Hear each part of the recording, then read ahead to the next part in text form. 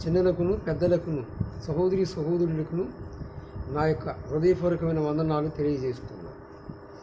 ప్రియ సహోదరులారా, బాగున్నారా? నేను క్షేమంగా ఉన్నాను. మీరు క్షేమంగా ఉన్నారని నేను మనసారా కోరుకుంటున్నాను.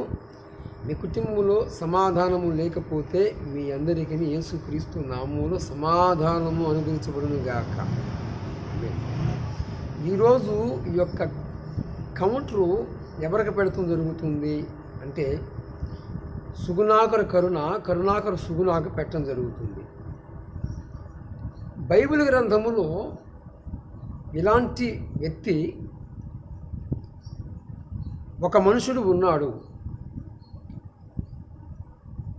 ఈనాడు మన తరములో చూసుకున్నట్లయితే ఇలాంటి కరుణాకర సుగుణాకర కరుణ లాంటి వారు కావచ్చు,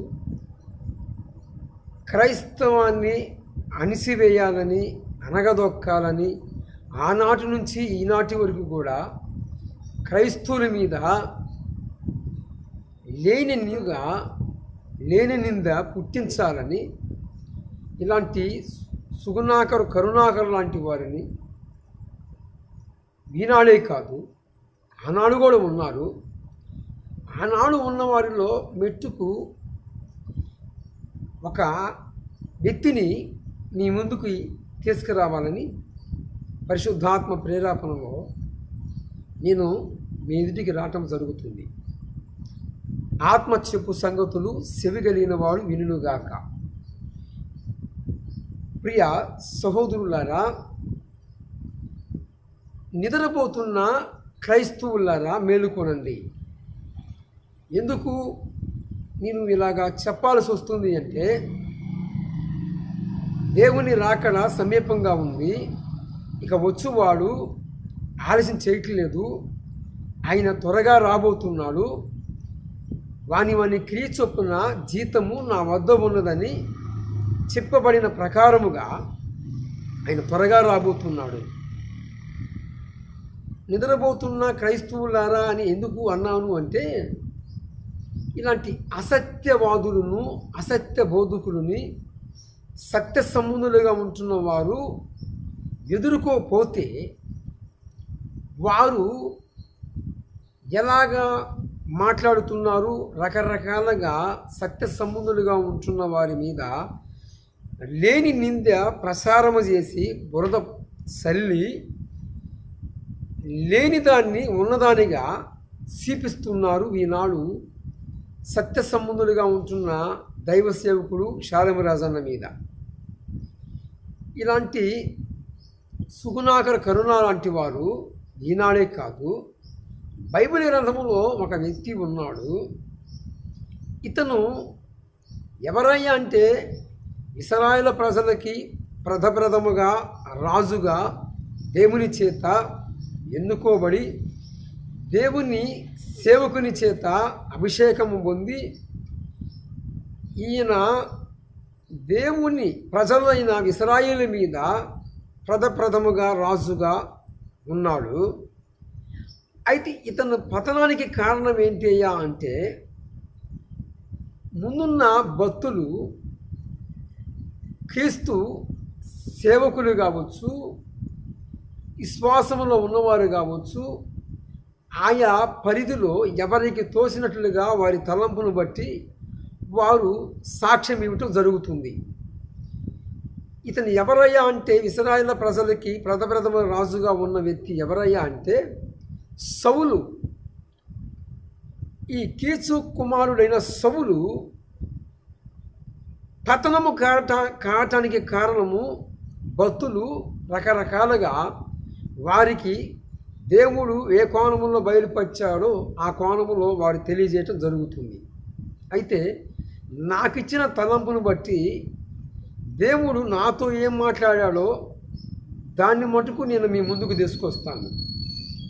సౌలు పతనము కావటానికి కారణం ఏంటి? అసలు సౌలు ప్రథముగా దేవుడు కోరుకున్నవాడు. ఇశ్రాయేలు ప్రజల మీద దేవుడు రాజుగా నిర్మించి ఇశ్రాయేలు ప్రజల మీద మొట్టమొదటిగా రాజుగా చేసిన వాడు ఉన్నవాడు ఎవరయ్యా అంటే సౌలు. దేవుడు కోరుకున్న సౌలు పతనము కావటానికి కారణం ఏంటి? అసలుకి కరుణాకర సుగుణాకి సౌలుకి పొంతనే ఉందా అంటారేమో, కానీ ఉంది.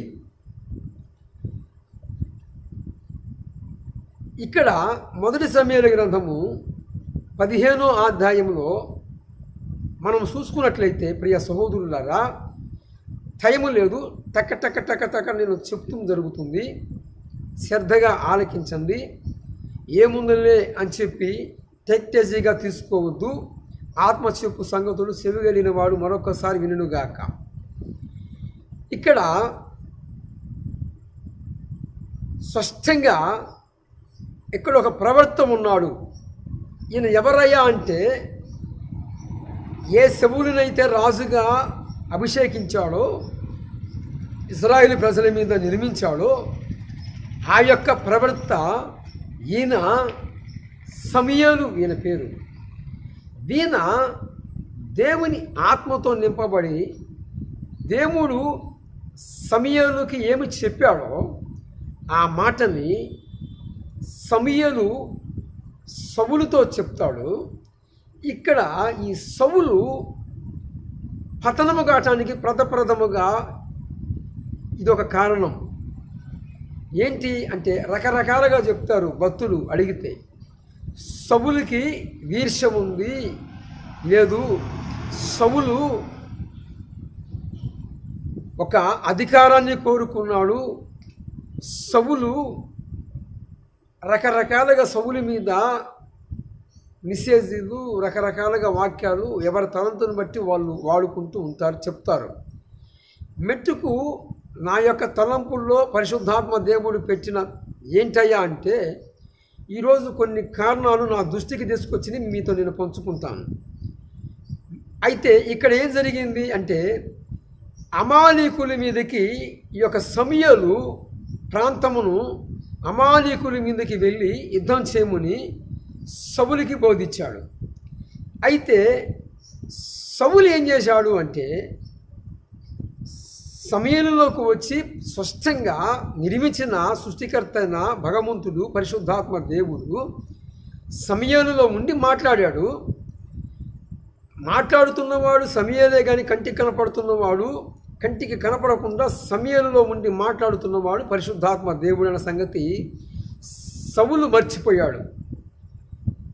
అమాలీకులలో ఉన్నవారిని ఎంతగా దేవుని కోపము రగిలింది అంటే, అసలుకి అమాలీకుల్లో ఉన్నవారి గొర్రెలతో సహా నోరు లేని పశువులను కూడా వదిలిపెట్టవద్దు, వారందరినీ కూడా హతము చెయ్యి, వారి యొక్క సొమ్ము కావచ్చు ఏదైనా కావచ్చు ప్రతిదాన్ని నాశనం చేసేయి, ఏది కూడా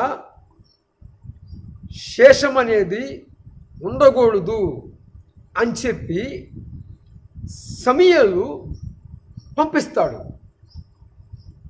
ఇతను సమూయేలు చెప్పిన ప్రాంతానికి వచ్చి ఏం చేశాడు అంటే, శత్రుశేషాన్ని ఉంచాడు. దేవుడు చెప్పినదేంటి, సౌలు చేసిన పని ఏంది? ఇది సౌలు యొక్క పతనానికి కారణము ఇదొకటి. ఎందుకంటే ఈనాడు ఈ సుగుణాకర కరుణ లాంటి వారు ఎవరైతే ఉన్నారో, సత్య సంబంధులుగా ఉంటున్న దైవ సేవకుడు శాలేము రాజన్న మీద బురద జల్లాలని ఎలాగైతే ప్రయత్నం చేస్తున్నాడో,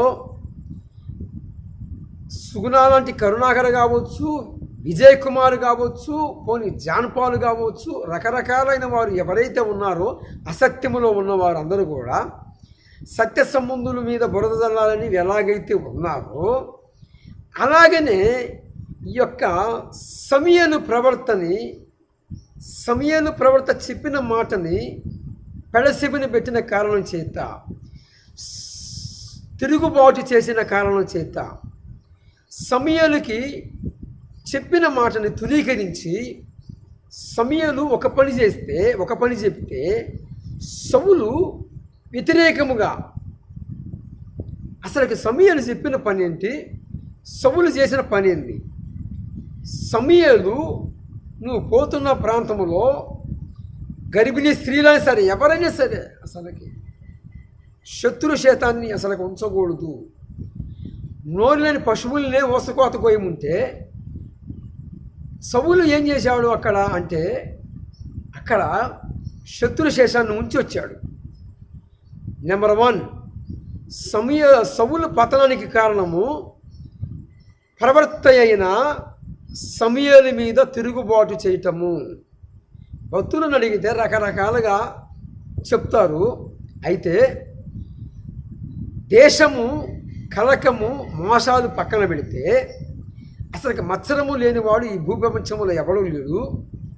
ఎంతలా మహనీయుడైనా సరే కొద్దో గొప్ప ఏదో ఒకటి ఉంటుంది. కానీ అసలుకి పతనము కావటానికి కారణం ఏంటి?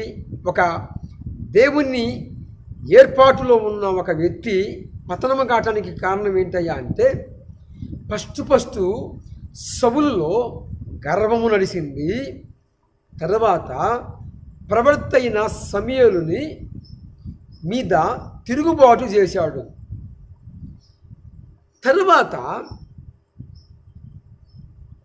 అమాలీకుల్లో ఉన్నవారిని అందరినీ హతము చేయకుండా ఒకరిని శత్రుశేషం ఉంచకుండా శత్రువులని అసలుకి తీసివేయమని చెప్తే శేషాన్ని మిగిలించటము రెండవ తప్పు. శత్రువుని ఉంచకూడదు అని దేవుడు చెప్పి పంపిస్తే మళ్ళా తిరుగుబాటు చేసి కొంత శేషాన్ని మిగిలిచి వచ్చాడు. తర్వాత కొన్ని సందర్భాలలో క్రైస్తవములో దైవ సేవకులుగా కావచ్చు, విశ్వాసులుగా కావచ్చు, కలుగుతున్న పరిస్థితులను బట్టి, కలుగుతున్న సమస్యలను బట్టి ఒక్కొక్క సందర్భంలో అసలు దేవుడు నా ప్రార్థన ఆలకిస్తున్నాడా, నేను చేస్తున్న విజ్ఞాపనలకి చెవుగుతున్నాడా, అసలుకి నన్ను ఆయన పిలుచుకున్నాడా, అసలుకి ఆయన చేతుల్లో నేను ఉన్నానా అని సనుగుకోవటము. ముఖ్యంగా సనుగుడు అనేది ఉన్నప్పుడు సనుగుట దాన్ని కూడా దేవుడి పరిధిలో తీసుకునే 100% ఉంది. ప్రియ సహోదరి సహోదరులారా, నా స్థితి ఏంది, నా గతి ఏంది అనుకుంటున్నావేమో, కానీ నీ స్థితి తెలుసు నేను చేసిన వానికి, నీ గతి తెలుసు నిన్ను సృష్టించిన నీ సృష్టికర్తకి, నీ పరిస్థితి మొత్తము కూడా ఆయన వెలిగి ఉన్నాడన్న సంగతి మరవవద్దు.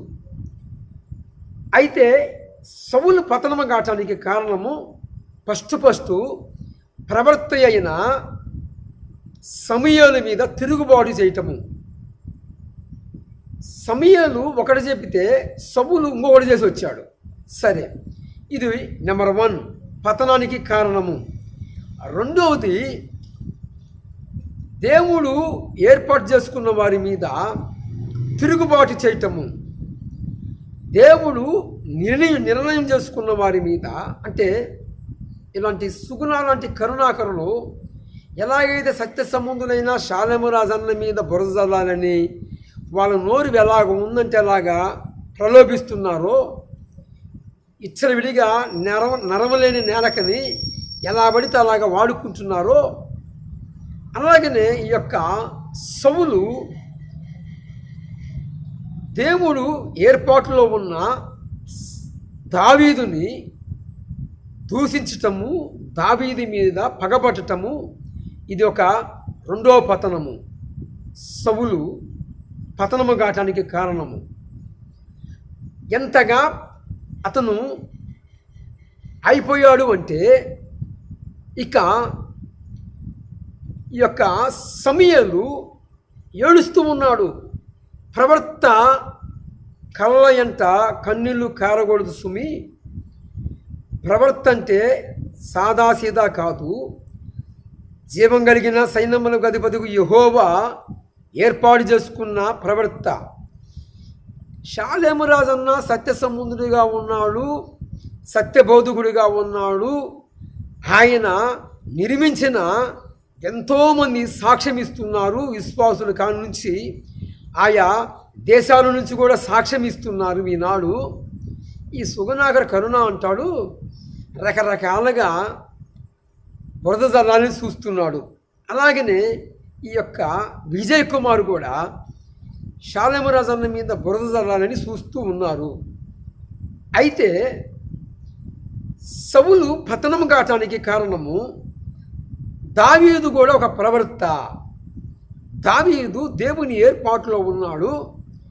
ఎంతగా సౌలు కళ్ళు ముయ్యబడ్డాయి, మనోనేత్రాలు ముయ్యబడ్డాయి అంటే, ఒకప్పుడు దేవునితో గడిపిన సౌలు ఒకప్పుడు దేవుని కాడికి వెళ్ళి విచారణ చేసినప్పుడు పలికిన దేవుడు ఈ రోజున దేవుని స్వరము ఆగిపోయి ఉంది. ఆయనతో మాట్లాడి చెప్పే స్వరము ఆగిపోయి ఉంది. ఎందుకు ఇంత పతనము జరిగింది? ఇంత పతనము కావటానికి కారణం ఏంటయ్యా అంటే, దేవుని సత్యసంబంధులుగా ఉంటున్న సత్యసంబంధుల మీద బురద జల్లాలని ఈనాడు వీకేఆర్, జాన్ పాల్ వీరు ఎవరయ్యా అంటే, వీరు కూడా దేవుని సంబంధులుగా ఉన్నారు. కానీ వీరి మీద పనిచేస్తున్న ఆత్మని గుర్తుపట్టండి. ఎందుకు నేను ఈ మాటలు చెప్పాల్సి వస్తుందంటే, ఈ మాటలు చెప్పేటప్పుడు కూడా నేను చాలా మదనపడుతూ బాధపడుతూ చెప్పాల్సి వస్తుంది. యేసు ప్రభుని వెరగని విగ్రహ సంబంధమైన వ్యక్తులైతే ఈ సుగుణాకర్ కరుణ అంటే అతనికి తెలియదు. కాబట్టి యేసు ప్రభు ఎంత ప్రేమామయుడో, ఎంత కరుణామయుడో, ఇంకా యేసయ్య ఎంత ఉగ్రుడో, ఎంత జీవం కలిగిన వాడో, సర్వశక్తి కలిగిన వాడో ఈ సుగుణాకర్ కరుణకి తెలియదు. తెలిసిన వ్యక్తులు ఈ యొక్క క్రైస్తవులుగా ముసుగులో ఉంది. ఈ యొక్క జాన్ పాల్ కావచ్చు, విజయ్ కుమార్ కావచ్చు, వీరు ఒక పక్కేమో క్రైస్తవు అనే ఒక ముసుగేసుకొని సత్య సంబంధుల మీద బురద జల్లాలని చూస్తున్నారు. వీరి మీద ఉన్న ఆత్మని గుర్తుపట్టండి ప్రియ సహోదరి సహోదరులారా. ఎందుకు నేను ఈ మాట చెప్తున్నాను అంటే, ఎప్పుడైతే సౌలు దేవుని ప్రవర్తన మీద వ్యతిరేకంగా తిరుగుబాటు చేశాడో ఆ క్షణమే సౌలు మీద ఉన్న దేవుని ఆత్మ ఆయనని విడిచిపెట్టి వెళ్ళిపోయింది అన్నట్టు. రిఫరెన్సులు చెప్పలేదు, ఇప్పుడు చెప్తాను. నేను ఇప్పుడు దాకా చెప్పిన మాటలనేమో 1 సమూయేలు గ్రంథము 15వ అధ్యాయంలో స్టార్ట్ అయింది సౌలు పతనం. ఇంకా చాలా రిఫరెన్సులు ఉన్నాయి. మెట్టుకు కొన్ని రిఫరెన్సులు చెప్తాను. ఎందుకంటే టైం తక్కువగా ఉంది కారణం చేత. తర్వాత 1 సమూయేలు గ్రంథము 16వ అధ్యాయంలో సమూయేలు ప్రవక్త ఏడుస్తూ ఉంటాడు. ఏడిసేటప్పుడు దేవుని స్వరము సమూయేలుకి వినపించి, లే, ఇంకా ఎన్నాళ్ళు ఇంకా ఏడుస్తావు, ఇక లే అని చెప్పి దేవుని స్వరము సమూయేలుతో మాట్లాడినప్పుడు సమూయేలు లేచి నిలబడినప్పుడు, ఇదిగో నేను ఏర్పాటు చేసుకున్న దావీదు ఉన్నాడు, వెళ్ళి అతని మీద నూనె పోసి అభిషేకించు అని చెప్పి. ప్రియ సహోదరులారా, ఎప్పుడైతే అసలుకి అన్నట్టు సౌలులో ఉన్న ఆత్మ ఏ ఆత్మ ఉన్నదో కూడా తెలియని పరిస్థితి. ఎందుకు అంటే, ఈ సౌలు దేవుని ప్రవర్తకు వ్యతిరేకంగా మాట్లాడిన కారణం చేత, దేవుని సత్య సంబంధుడిగా ఉన్న దైవ సేవకుడిని తోలనాడిన కారణం చేత సౌలుని విడిచిపెట్టిపోయింది యెహోవా ఆత్మ. ఎక్కడ ఉంది ఈ మాట అంటే, సమూయేలు 1 గ్రంథము 16వ అధ్యాయంలో స్టార్ట్ అయింది. ఆ 14వ వచనంలో వచ్చేటప్పటికి యెహోవా ఆత్మ సౌలుని విడిచిపెట్టి వెళ్ళిపోయింది. ఎందుకు విడిచిపెట్టిపోయింది? అసలు తెలియలేదు ఈయనకి. మరి ఎటు వెళ్ళిపోయింది, ఎక్కడికి వెళ్ళిపోయింది అంటే, అదుగో సమూయేలుతో మాట్లాడిన దేవుడు తన ప్రవక్త అయిన దావీదు మీదకి యెహోవా ఆత్మ వెళ్ళిపోయాడు. నేను జ్ఞాపకాన్ని తీసుకొస్తుంది ఏంటయ్యా అంటే, సౌలు మీద ఉన్న ఆత్మ సౌలుని విడిచిపెట్టిపోయిన సంగతి కూడా సౌలుకి తెలియలేదు సుమి. అలాగనే ఈ యొక్క విజయ్ కుమార్ మీద ఉన్న ఆత్మ, జాన్ పాల్ మీద ఉన్న ఆత్మ, ప్రియ సహోదరులను గుర్తుపట్టండి. క్రైస్తవులుగా ముసుకేసుకొని ఉన్నారు వీళ్ళు. వారిని గుర్తుపట్టండి, వారి మీద పనిచేస్తున్న ఆత్మను దృష్టించండి. తర్వాత సౌలులోకి దురాత్మ ఒకటి వచ్చింది. ఆ యొక్క దురాత్మ ఏ స్థలంలోకి తీసుకెళ్ళి పతనం చేసింది అంటే, నేను చెప్పిన మాటలన్నీ కూడా ఫస్ట్ మొదటి సమయాల గ్రంథము 15వ అధ్యాయంలో స్టార్ట్ అయింది, 16వ అధ్యాయంలో ఉన్నది. ఇక పోతే సౌలు పూర్తిగా పతనమయ్యే ఘట్టము, అసలుకి దేవుని స్వరము ఆగిపోయే ఘట్టము సమయాలు మొదటి గ్రంథము 28వ అధ్యాయంలో స్టార్ట్ అయింది. ఇక యెహోవా వద్ద నుండి యెహోవా ఆత్మ ఎక్కడికి వెళ్ళిపోయింది? దావీదు మీదకి వెళ్ళిపోయింది. తర్వాత యెహోవా వద్ద నుండి ఒక దురాత్మ ఒకటి వచ్చి సౌలులో ప్రవేశించింది. అసలుకి సౌలులో ఉన్న ఆత్మ గ్రహింపే లేకుండా పోయింది.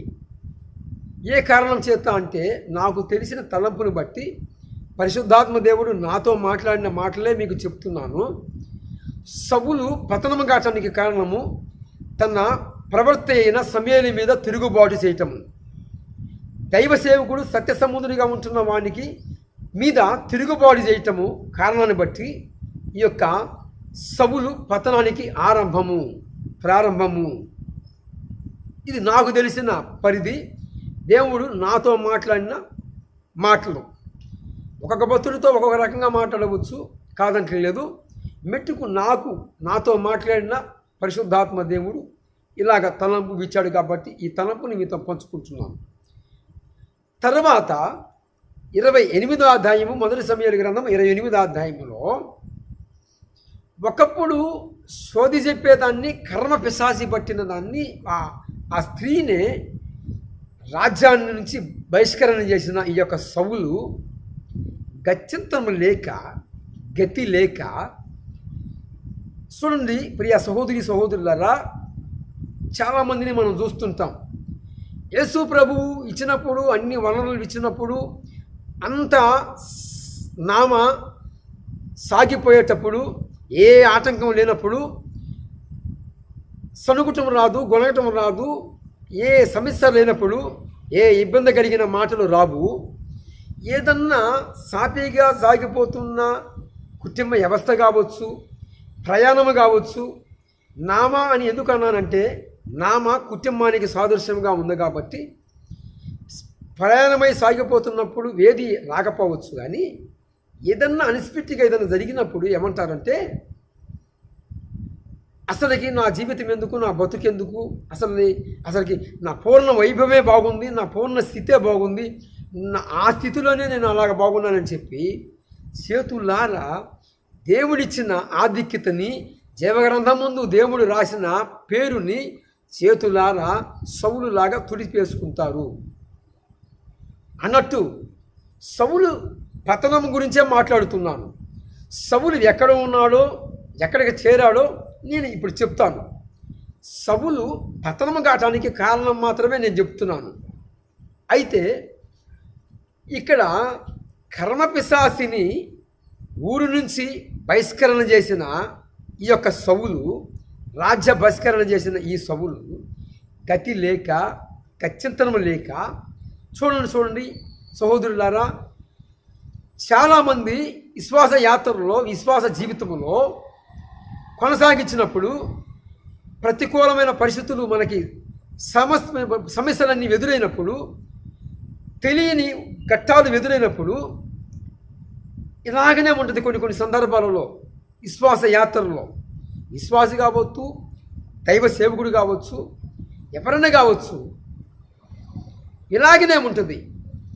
ఈ సౌలు గత్యంతరం లేక, ఏ పక్క నుంచి దేవుని స్వరము ఇతనికి వినపడలేని కారణం చేత, గత్యంతరం లేక, దిక్కు లేక రాజ్య బహిష్కరణ చేసిన ఒకప్పుడు కర్మ పిశాచి కలిగిన ఆ స్త్రీని మళ్ళా ఆమె ఎక్కడ ఉందో ఆమెని తప్పించుకోవటానికి, ఆమె కాడికి వెళ్ళటానికి ముసుగేసుకొని మారు వేషముతో వెళ్ళి ఆమె దగ్గరికి ఈనాడు క్రైస్తవులుగా ఉంటున్న వారు చాలామంది ముసుకేసుకొని రకరకాలుగా పనులు చేస్తున్నారు. బిడ్డ,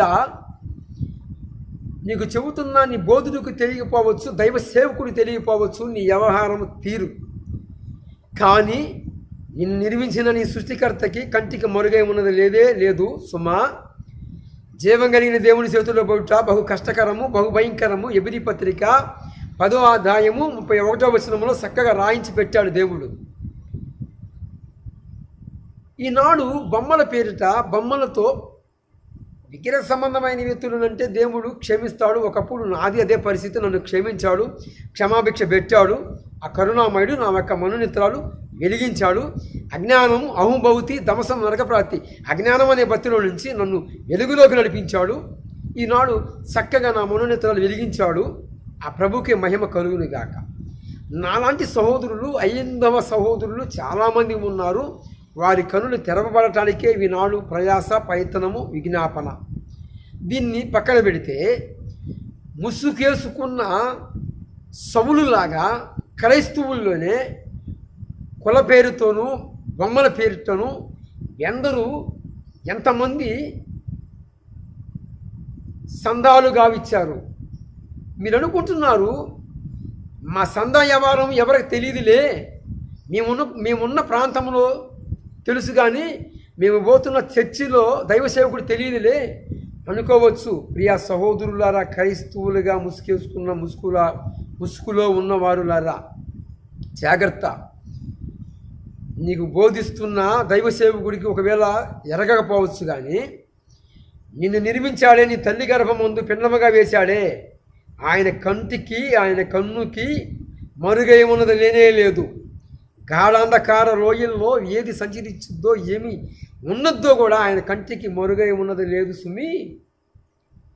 జీవం కలిగిన దేవుని చేతిలో పడుట బహు కష్టకరము, బహు భయంకరము. జాగ్రత్త. ఎందరూ సందాలు ఇచ్చారో, ఎందరూ కులము కావాలనో ఇంకొక రకంగా ప్రలోభానికి వెళ్ళిపోయి ఆ రోజున దేవుడు ఉగ్రుడయ్యి వచ్చినప్పుడు కులం ఆదుకోలేదు, నీవు నమ్మిన వాడు ఎవరు నిన్ను ఆదుకోలేరు. కానీ అందుకే జీవం కలిగిన దేవుని చేతిలో పడుట బహు భయంకరము, బహు కష్టకరము. దయచేసి ఆ వ్యవహారము మానుకోనండి. మారు మనసు పొందమని ఆయన సమయం ఇచ్చాడు. పొందితివా? సరే, లేకపోతే చేయగలిగిందేమి లేక ఎన్నిసార్లు గద్దించిన వినని కుమారుడు ఆకస్మికంగా మరణమైనట్లుగా సామెతల గ్రంథము 29వ అధ్యాయంలో ఉన్న మాటలు నెరవేరుతాయి సుమి. ఖచ్చితను లేక సౌలును కూడా అదే వ్యవహారంలో దేవుడు అప్పచెప్పడం జరిగింది. నాకు అనిపిస్తుంది ఎన్నోసార్లు గద్దించాడు ప్రవర్త ద్వారాగా, ఎన్నోసార్లు సరిదిద్దుదామని చూశాడు ప్రవర్త ద్వారాగా, ఎన్నోసార్లు చెప్పి చూశాడు. కానీ సౌలు ప్రవర్త అయిన సమూయేలుకి మీద తిరుగుబాటు చేసిన కారణం చేత ఎంతటి పతనానికి వెళ్ళిపోవాల్సి వచ్చింది అంటే చూడండి, నలుమూలల నుంచి దేవుని స్వరం ఆగిపోయిన కారణం చేత సమూయేలు అప్పటికి మృతి పొంది ఉన్నాడు. సమూయేలు భూమి మీద లేదు సుమి, మృతి పొంది ఉన్నాడు. ఇప్పుడు ఈ యొక్క సౌలు ఎటు నుంచి, ఏ వైపు నుంచి దేవుడు స్వరము ఆగిపోయిన కారణం చేత ఇతనికి ఒక యుద్ధం ఉంది. చూడండి సహోదరులారా, ఎలాగైతే సౌలు యుద్ధం చేస్తున్నాడో అలాగనే మనము ఈ రంగుల ప్రపంచంలో ఉన్నాము, రంగుల లోకములో ఉన్నామన్న సంగతి మరవవద్దు. దినదినము నీ సిలువను ఎత్తుకొని క్రీస్తుని వెంబడించాలి. మత్తయి సువార్త 16వ అధ్యాయము 24వ వచనములో ఈ మాట ఉన్నది.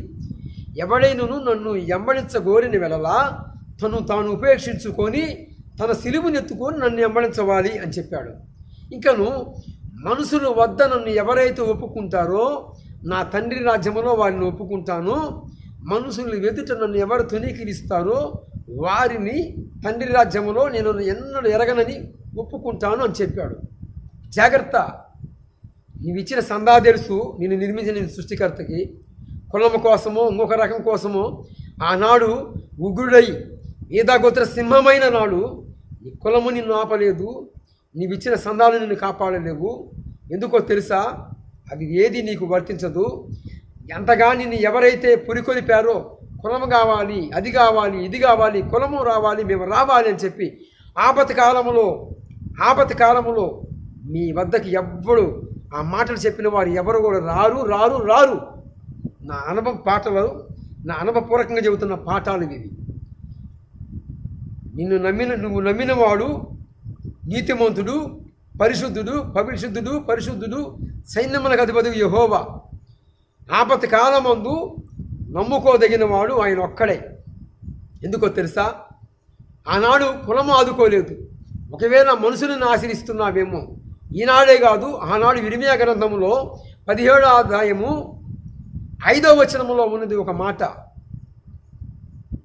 మనుషులని ఆశ్రయించి మనుషులని ఆధారం చేసుకొని, అదిగో కులము అని చెప్పి, ఒకవేళ వాళ్ళు రారేమో అని చెప్పి కులము కోసమని వాళ్ళు ఎట్టనన్నా కానీ నీ వద్ద వసూలు చేయాలని పట్టుబట్టి అడుగుతారు.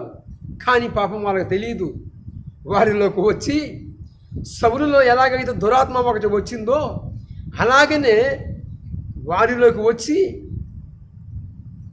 దేవుని కాడికి వెళ్ళి అక్కడికి వెళ్ళి ఈరోజు నీ పిల్లల కాడ సందా తీసుకుంటానని చెప్పి ఇక్కడికి వచ్చి కులమనే వంకబెట్టుకొని రకరకాల సమస్యలు ముందుకు తీసుకొచ్చి ఎట్టనన్నా కానీ ఏదో ఒక పూర్వకంగా సందా వసూలు చేస్తాను చూడు అని చెప్పి దేవుని కాడ చూసి దేవుని కాడ అడిగి మరీ వస్తాడు వాడి పేరే మోసగాడు.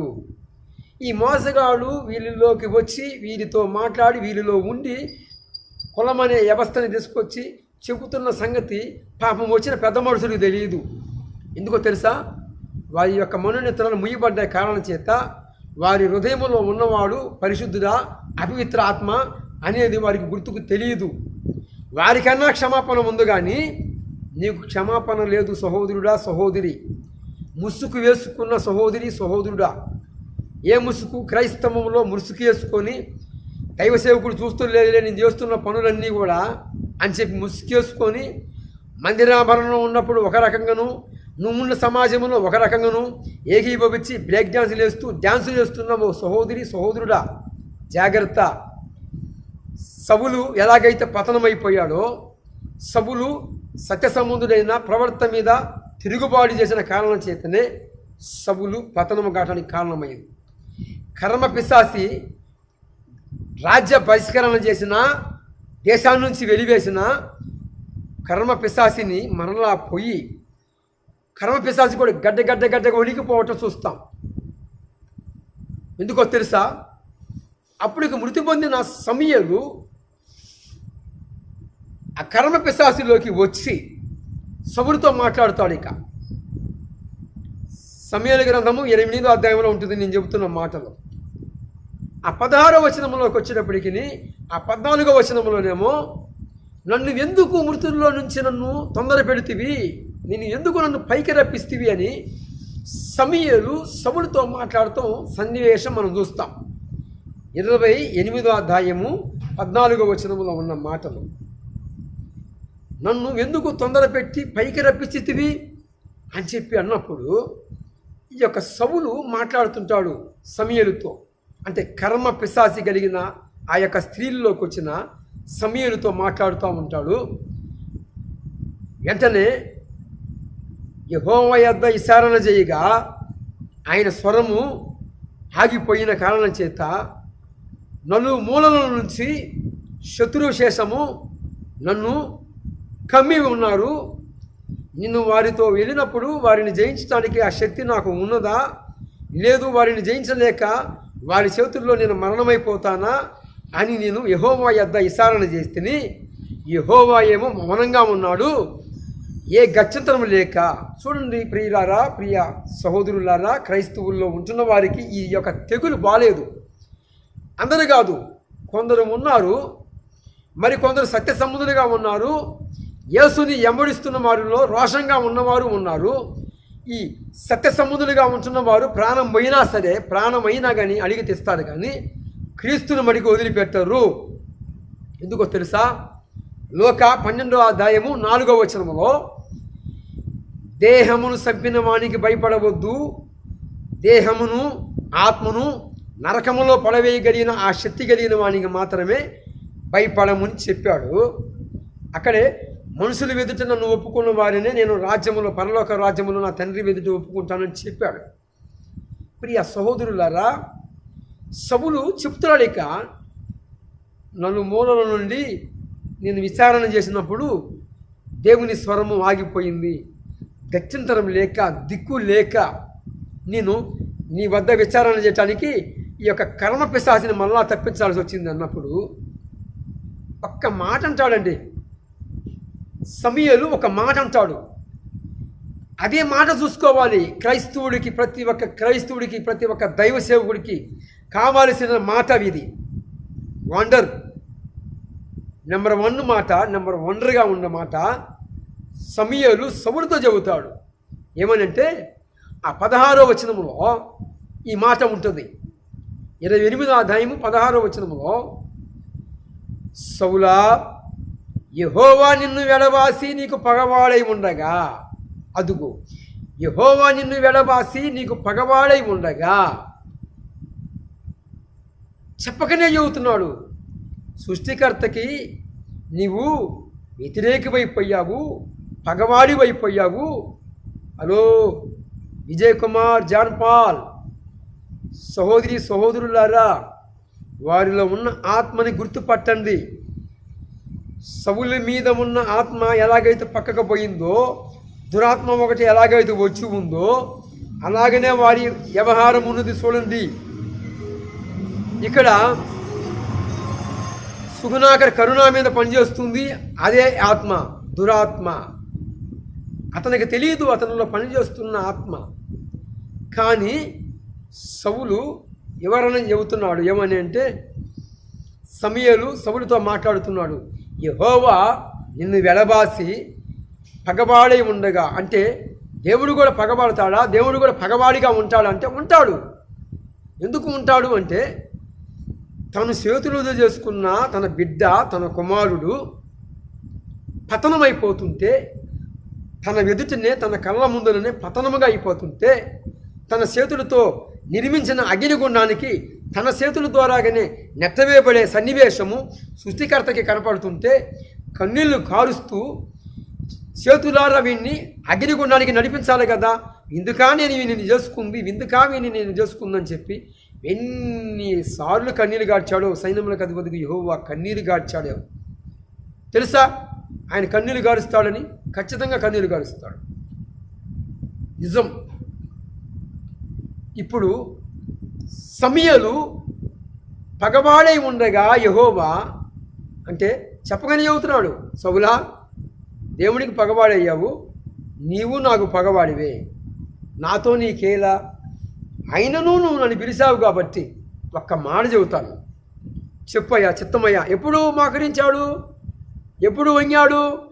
కొన్ని సందర్భాలలో అన్ని అవివారు కరెక్ట్గా ఉన్నప్పుడు మడికి అసలు లొంగరు. దెబ్బ మీద దెబ్బ పడినప్పుడు, షాట్ల మీద షాట్లు తగిలినప్పుడు అప్పుడు దేవుడు గుర్తొస్తాడు.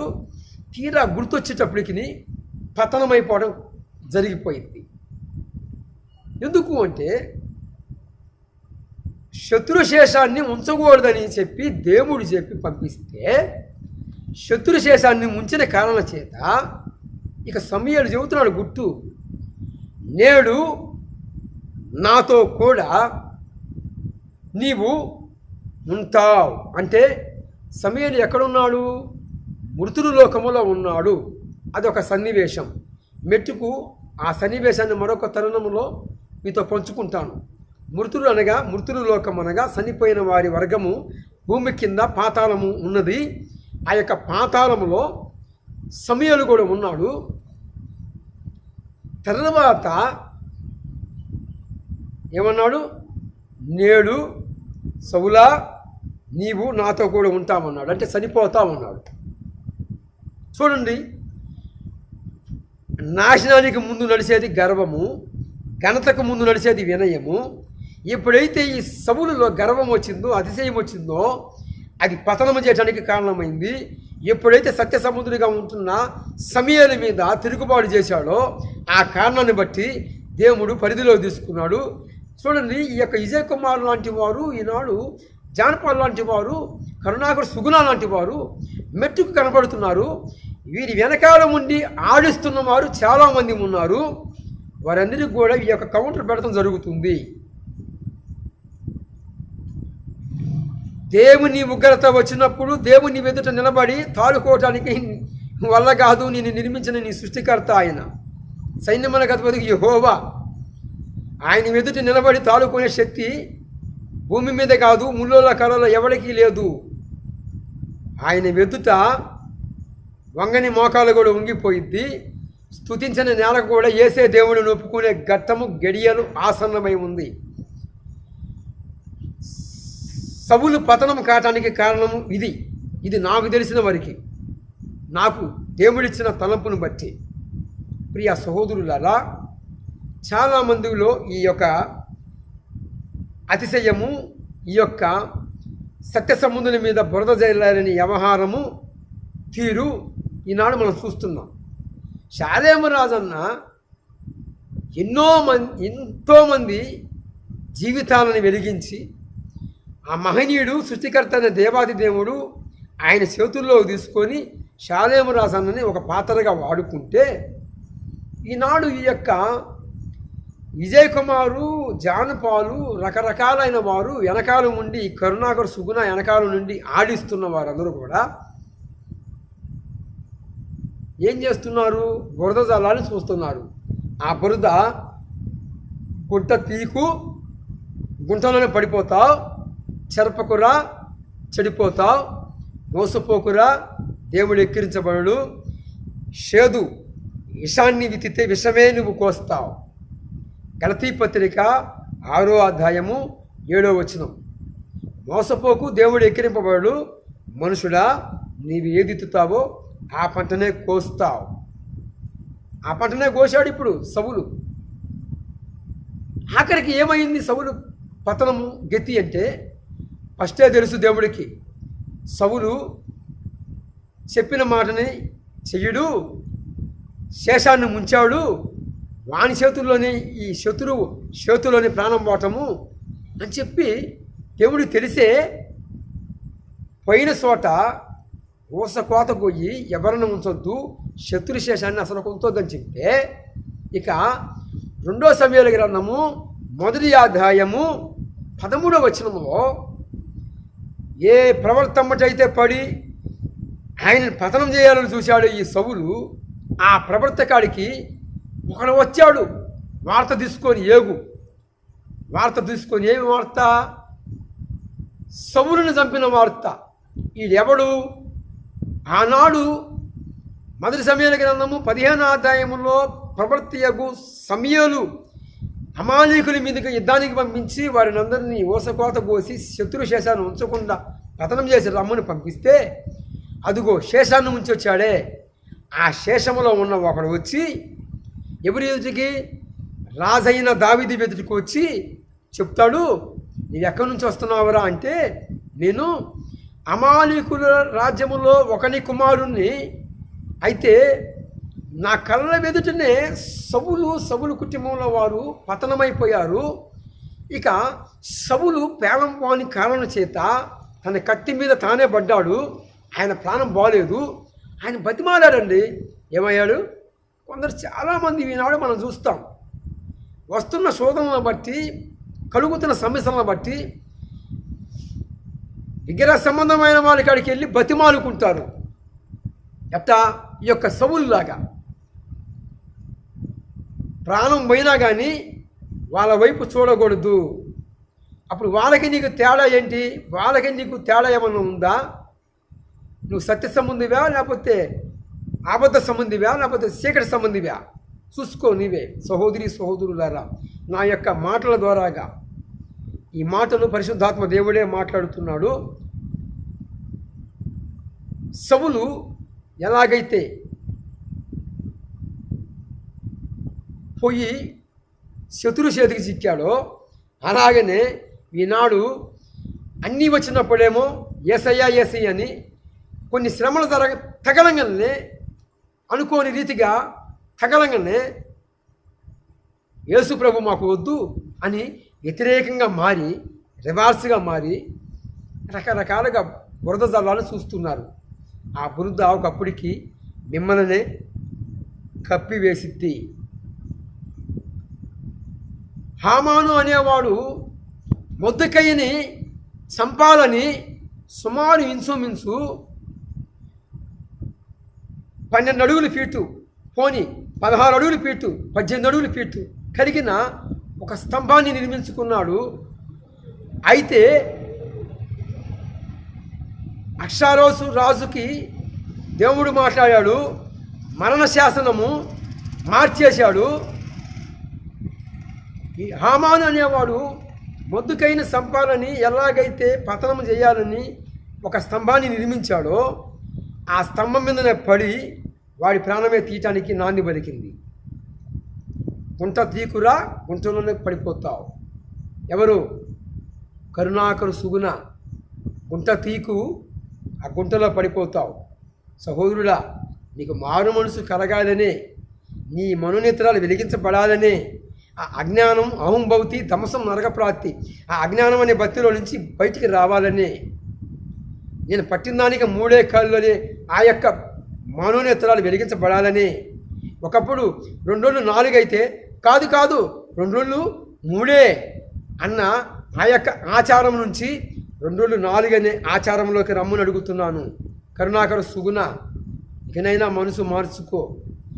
ఈనాడే కాదు, బైబిల్ గ్రంథంలో పతనమైన వారు ఎంతోమంది కోకొరలుగా ఉన్నారు.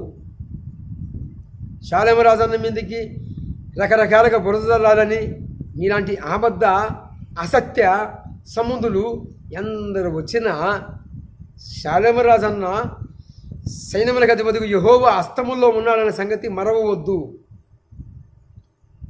మీరు వేదితుతారో ఆ పంటనే మీరు కోస్తారు. అతి కృప మీకు అనుగ్రహించబడును గాక. దేవాది దేవుడు కరుణాకర సుగుణ, సుగుణాకర కరుణ, విజయ్ కుమార్, జాన్ పాల్, కరుణాకర సుగుణ, నీ వెనకాలం ఉండి తెర మీద నువ్వు కనపడుతున్నావు. నీ వెనకాలం ఉండి ఆడిస్తున్న వారి మనోనేతలను కూడా నా ప్రభు ఎరిగించునుగాక.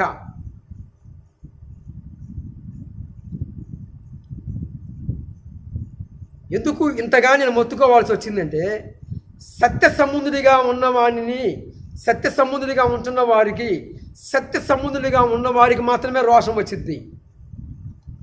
ఎవరికి వచ్చింది? సత్యములో ఎవరైతే ఉంటారో వారికి మాత్రమే రోషం వచ్చింది. ఒక అసత్యవాది, ఒక అసత్యములో ఉన్నవాడు సత్య సంబంధుని తోలనాడుతుంటే ఎవరికి రోషం వచ్చింది, ఎవరికి పొడుచుకొని వచ్చిందంటే సత్య సంబంధిగా ఉంటున్న వానికి మాత్రమే రోషం వచ్చేది. ఇక రోషము లేకుండా ఉంటే వారు సత్య సంబంధులు కాదు, అసత్య సంబంధులే అని గుర్తుపెట్టుకోవాలి. ఎందుకు అంటే, ఈ అమాలీకుల్లో ఒక కుమారుడికి పుట్టినవాడు వచ్చాడు. ఏం చేసి వచ్చాడు వీడు అంటే, సౌలుని చంపేసి వచ్చాడు. ఆ వార్తని సౌలు దావీదు దగ్గరికి తీసుకొచ్చాడు. అప్పుడు దావీదు బట్టలు వస్త్రములు సింపుకొని దుఃఖాకాంతుడయ్యి ధూళి పోసుకొని, తలపైన ధూళి పోసుకొని ఇక కన్నీళ్లు విడుస్తూ ఏడటం మొదలుపెట్టాడు. ఎందుకో తెలుసా? సత్య సంబంధి కాబట్టి రోషం వచ్చింది దావీదుకి. ఎందుకు? ఎంతైనా కానీ దేవుని చేత అభిషేకించబడిన వ్యక్తి ఆయనని చంపుతామంటారా నువ్వు అని చెప్పి, ఎవరక్కడ అని చెప్పి పక్కన ఉన్న వారికి సేవకులకి ఆజ్ఞ ఇచ్చాడండి. అది కోరుకుంటున్నాను నేను. క్రైస్తవులారా నిద్ర మేలుకోండి అని ఎందుకు అన్నాను అంటే, దావీదు ఎలాగైతే పరితాపం పట్టలేక సౌలుని చంపిన వాడు వీడేనని ఎప్పుడైతే వాడు నోటిన చెప్పాడో, నీ నోటి నుంచి వచ్చిన సాక్ష్యమే నీకు ఉత్తరం అని చెప్పి ఈయన తీసుకెళ్ళి శిరస్త్యాగం చేయమని చెప్పాడు. నేను కోరుతున్నాను, నిద్రపోతున్న క్రైస్తవులారా, శిరస్త్యాగం చేయమని అడగట్లేదు దావీదులాగా నరకమని చెప్పట్లేదు. కానీ సత్య సంబంధులుగా ఉన్నవారి మీదకి బురద చల్లుతుంటే, సత్య సంబంధులుగా ఉంటున్న వారులారా మేలుకోనండి. ఎన్నాళ్ళు ఉంటాం భూమి మీద? ఎప్పుడు ప్రభు పిలుస్తాడో, ఎప్పుడు ప్రభు రమ్మంటాడో, ఎప్పుడు ప్రాణము తీస్తాడో, ఆయన వద్దకు రమ్మంటాడో ఆ రోజున ఆయన వెతుటికి ప్రతి ఒక్కరూ ప్రత్యక్షము కావాలి. ఎన్నాళ్ళు ఉట్టిగడతాం ఇక్కడ ఈ లోకములో? ఈ తనువుని ఎంత పోషించి పెంచినా, ఎన్ని బస్తాలు ఈ తనువుకి ఇచ్చినా ఆగిద్దా ఆశ? ఏదో ఒకటి తినాలనే ఆశ ఆగిద్దా? ఆగదే. ఎన్నాళ్ళు ఉంటావు ఈ భూమి మీద? బ్రతుకుట క్రీస్తే సావైత లాభం అనే ఒక సడలని విశ్వాసం ఏ సేవకునికైతే వచ్చిందో సత్య సంబంధులు అంటే ఊరుకోలేరండి. సత్య సంబంధులు దోలికొత్తి ఊరుకోరు. అలాగ ఊరుకున్నారు అంటే ఏదో ఒకదానికి ప్రలోభించి బలహీనులైతేనే తప్ప ఊరుకోరు. బ్రతుకుట క్రీస్తే సావైత లాభమని తెగబడాలి. అన్ని గడియలు ఆసన్నమయ్యాయి. ఎన్నాళ్ళు ఉంటారు అలాగని ఉట్టి కట్టుకొని? ఎన్నాళ్ళు ఉంటారు రోషం పీసం లేకుండా? అసత్యములో వాడు ఆ ఉంటున్న 40